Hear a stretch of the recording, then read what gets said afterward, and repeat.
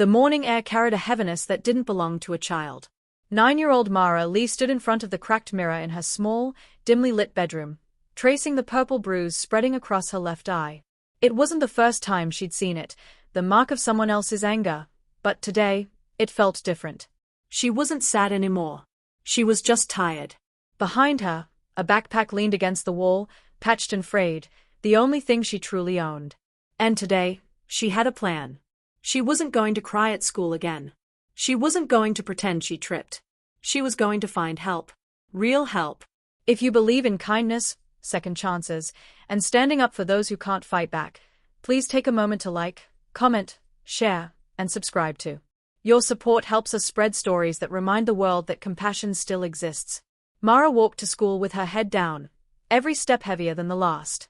Her school uniform hung loose on her thin frame, and her sneakers were torn at the soles.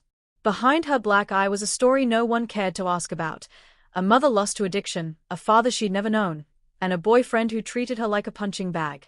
Teachers noticed, but said nothing. Social services will look into it, they'd said. But nothing changed.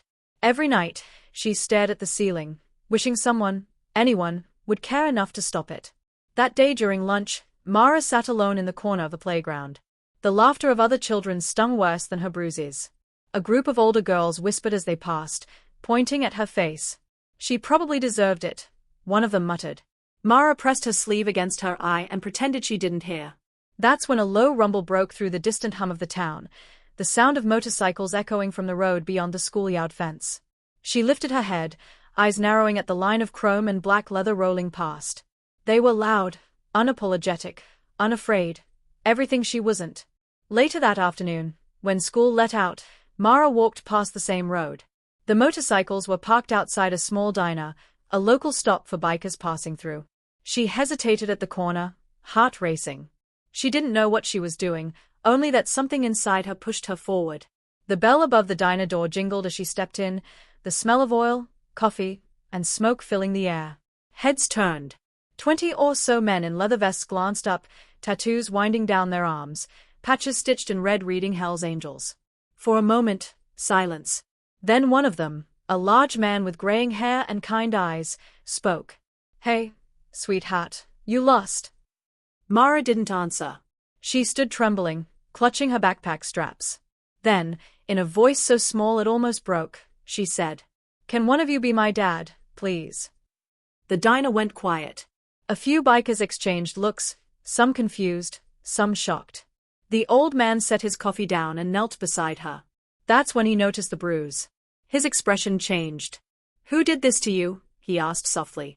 Mara's lips quivered, but she didn't speak. She didn't have to. The silence told them everything. Within minutes, they had her sitting at a booth, wrapped in a blanket one of them found in a slow bag. She told them bits and pieces: her mother's boyfriend, the yelling, the beatings, how no one at school ever believed her. They listened, all 27 of them, their tough exterior softening with every word.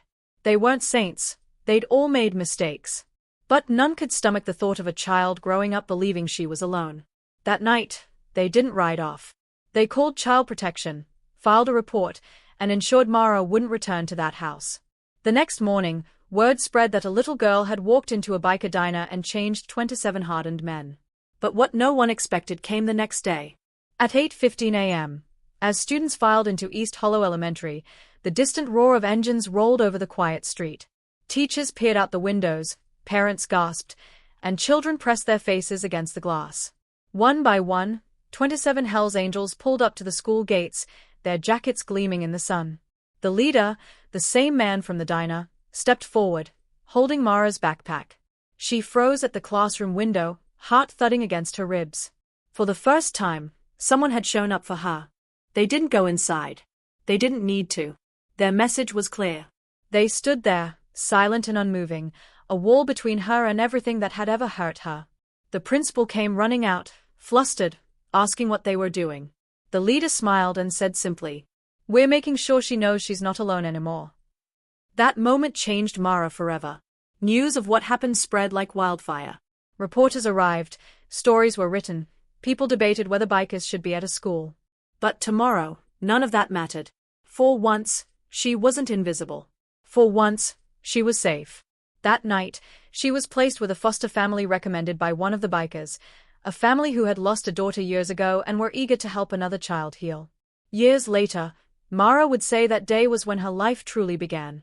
She grew up, went to college, and started a non-profit helping abused children find their voices.